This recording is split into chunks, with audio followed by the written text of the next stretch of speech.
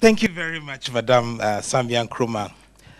And last but not the least, a former district chief executive appointed by His Excellency President Rawlings, rose to become a member of parliament, has twice served as a minister of state, regional minister for the Eastern region, and later as minister for local government and rural development. Has also held the position of national vice chairperson in the National Democratic Congress. It's my pleasure to welcome Mr. Samuel Ofosu-Ampofo.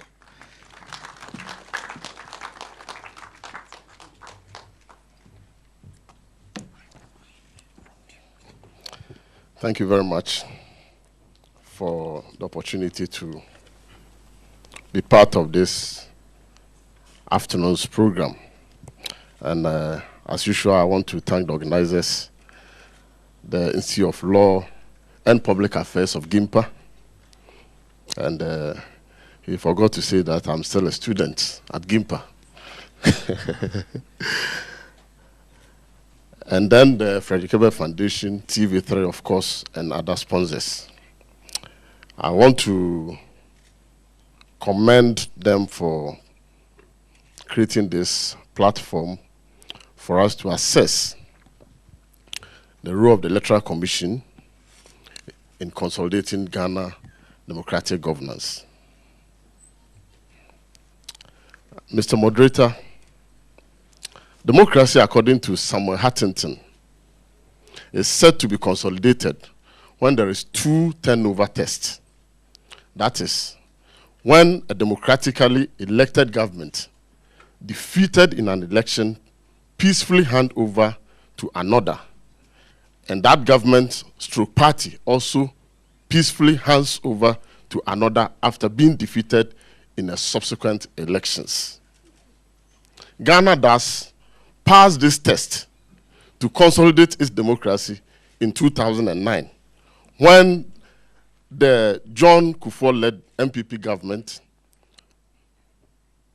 handed over to John Atamis-led NDC government. After the 2008 general elections, the first handover occurred on 7th January 2001, when Flight Lieutenant General John Rawlings handed over power to the then MPP government led by John Agyekum Kufuor after the 2000 general election. Whilst elections and democracy are synonymous, elections remain fundamental not only for installing democratic government, but as a necessary prerequisite for broader democratic consolidation. Thus, the institution that bears the responsibility for conducting elections has become the focus of public and scholarly attention in recent times. As an institution that applies the rules governing election, an election management body is at the heart of political life of democratic societies. It is needless to emphasize that Ghana Electoral Commission has become a cornerstone of the process of democratization under the current Fourth Republican Constitution. In this respect, the composition and activities of the Electoral Commission have attracted increasing public attention in our democratic dispensation. With all election management bodies, whilst all election management bodies have similar objectives, various models are observable across the globe, ranging from multi-party election commission composed of representatives of various political parties to a non-partisan electoral commission composed of distinguished individuals appointed by the president. In all cases, election management bodies are expected to be neutral and independent in character. To emphasize their independence, the nomenclature of most election management bodies across the globe are often prefix or assign the term independent. For instance, the Independent Electoral and Boundary Commission of Kenya, the National Independent Electoral Commission of Burundi, and I think Nigerian Electoral Commission also has an independent prefix to their name. Though Ghana's Electoral Commission is not titled or prefixed with the term independent. Its independence is aptly provided under Article 46 of the 1992 Constitution of the Republic of Ghana. It stresses, among other things, that the Electoral Commission shall not be subject to the direction or control of any person or authority. The role of the Electoral Commission towards democratic consolidation. The function of the Electoral Commission towards democratic consolidation is primarily seen in its capacity to conduct free, fair, and transparent elections where results become largely acceptable to the contending parties. It is worth noting that organizing a credible election begins with boundary demarcation, voter registrations, pool management, vote tabulation, and results declaration, which our Electoral Commission has performed creditably over the years. The Ghanaian Electoral Commission has successfully conducted 7 successive parliamentary and presidential elections, 3 peaceful alternations of power between the MPP and the NDC. That's in 2001, 2009, and 2017, respectively. In most parts of Africa, elections often generate controversies and conflict with attendant threats and sometimes disruption of national stability.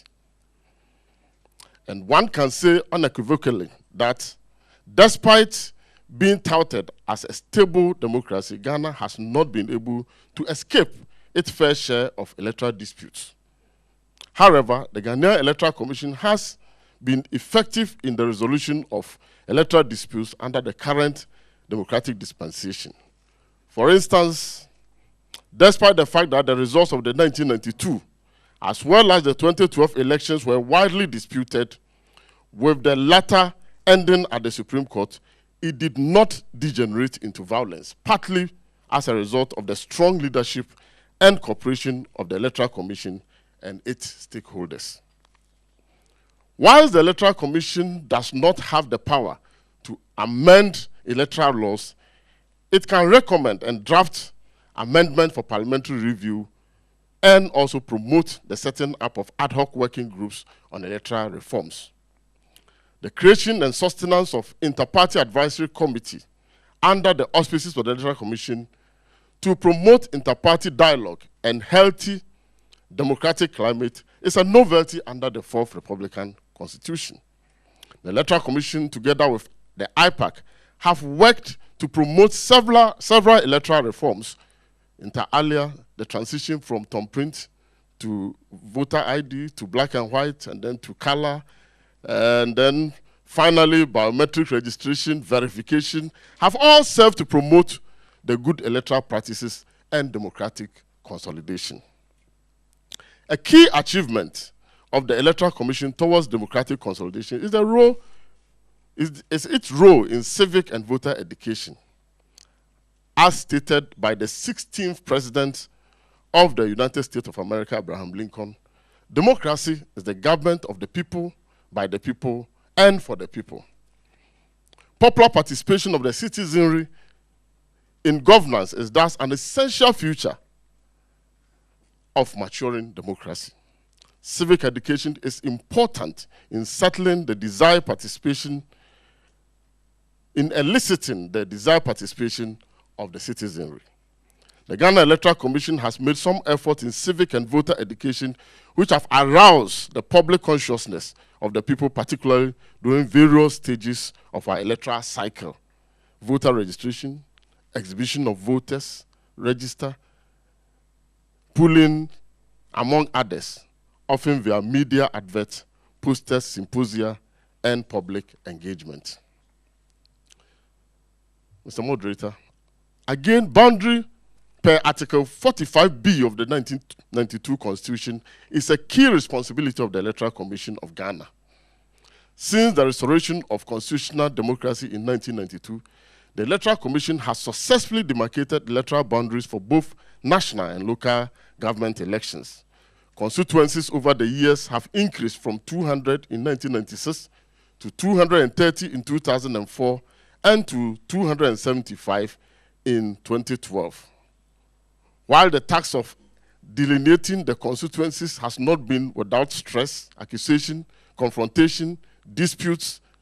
The EC has nevertheless managed the process with dexterity, employing consensus building with the ultimate aim of deepening representative democracy. The Electoral Commission and democratic consolidation, the setbacks. Whilst Ghana Electoral Commission has demonstrated an increasingly high level of organizational capacity in managing elections since the reintroduction of multi-party politics in 1992, opinion still is divided on their independence. Notwithstanding the constitutional guarantees of the EC autonomy, the election body management has thus been the object of deep-seated mistrust for their real or perceived lack of political independence.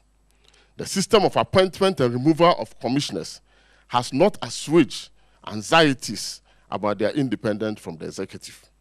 In particular, concerns have been raised over the overwhelming influence of the president in appointment and removal of commissioners. More attention, therefore, needs to be given to securing the operational independence of the Electoral Commission in the performance of their duties. Though it is difficult to enforce the control of party funding, campaign finance is a full responsibility of the Electoral Commission.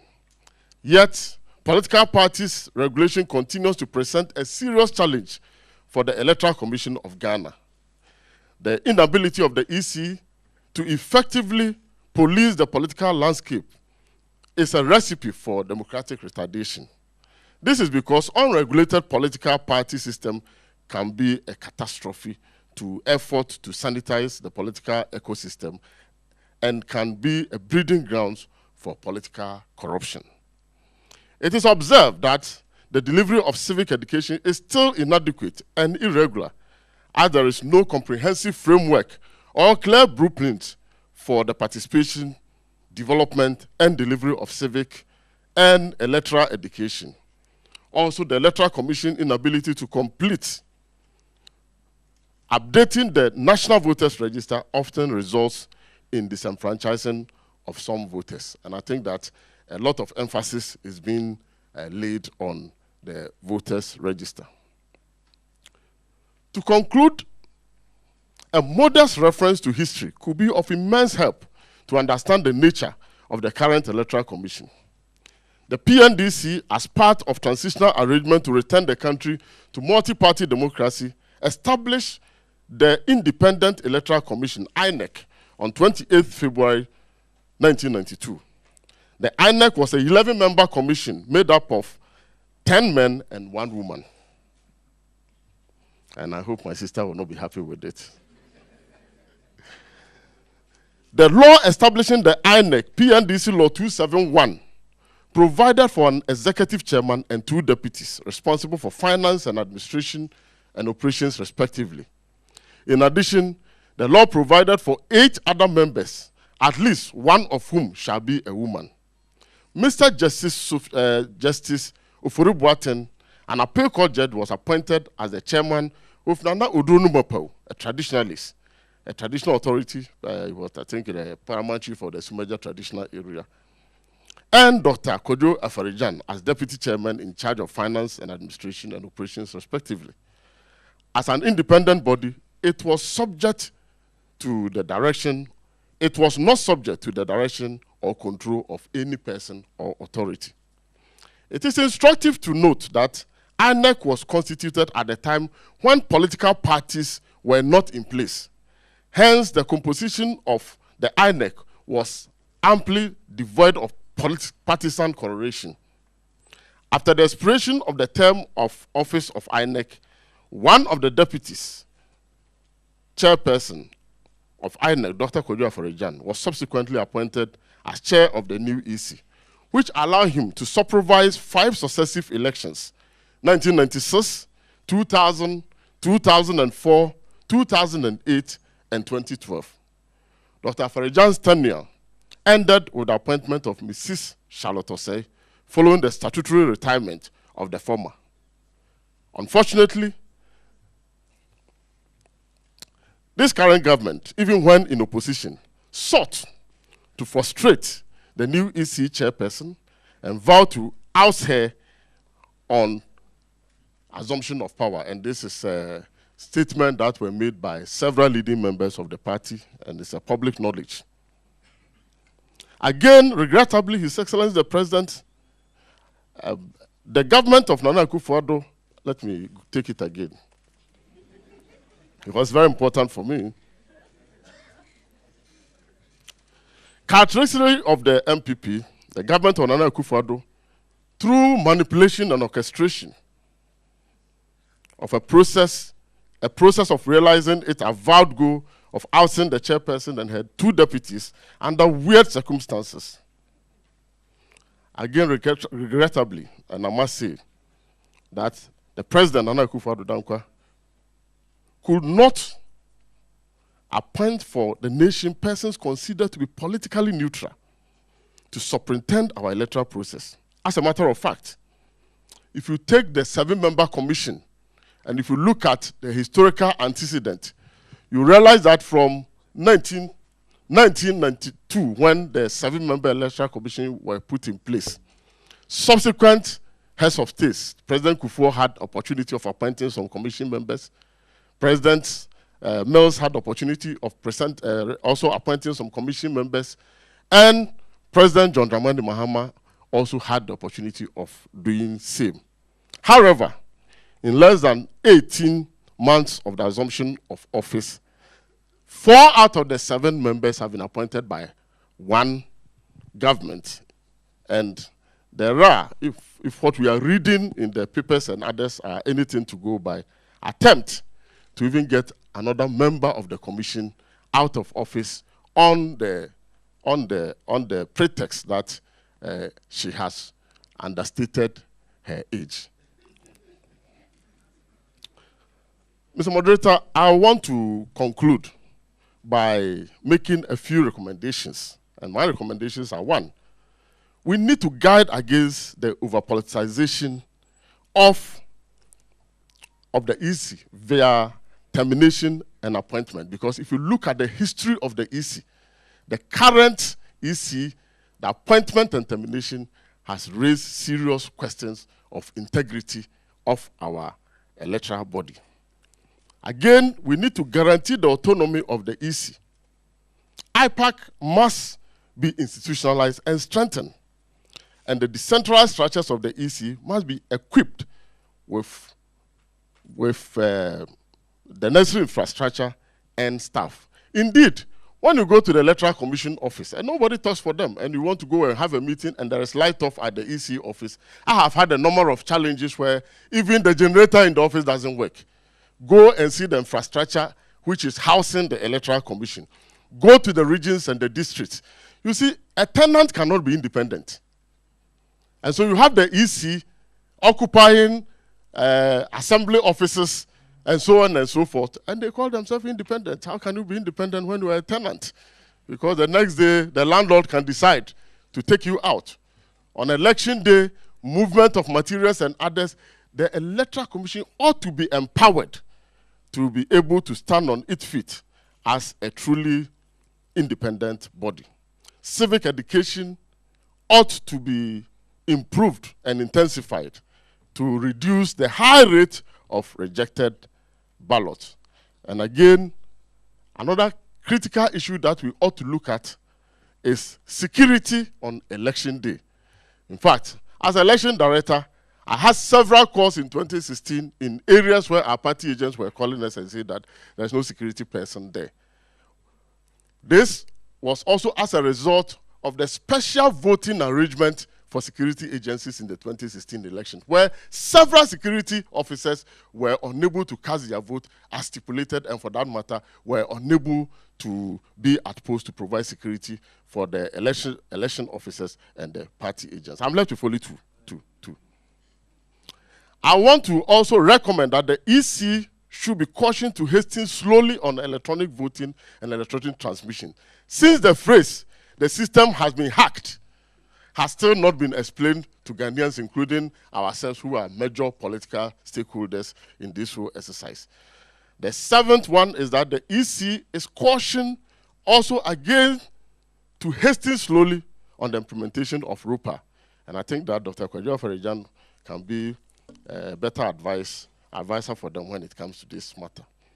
The EC must take a serious look at party regulations, especially with regard to party funding. Party activities are supposed to be ongoing a whole year round.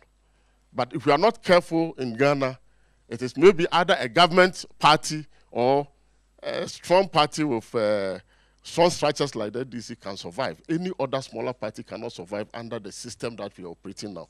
In 1992 and 1996, Dr. Afari-Gyan, you recall that some support were given to political parties by way of NIVA pickups, Tata pickups and others to facilitate the work of political parties. 2012, 2016, the support is not forthcoming. And I believe that political party funding is critical if we want to promote multi-party democracy, because political parties are oxygen for democracy. And if you do not get oxygen, you will die prematurely. Finally, the National Identification Authority activities should not be superimposed on the activities of the Electoral Commission. The Electoral Commission, as at the last count in 2016, had 15.7 million registered voters. If you are asking passport and birth certificates from people, less than 5,000 people who are holding passports, then of course, if we are not careful, we will be disenfranchising a lot of people. The last but not the least. Thank you, sir. Thank you, sir. Thank you. Round of applause for him. Samuel Ofosu-Ampofo. You know, because he doesn't want me to stop him, so when he's talking, he looks at my face.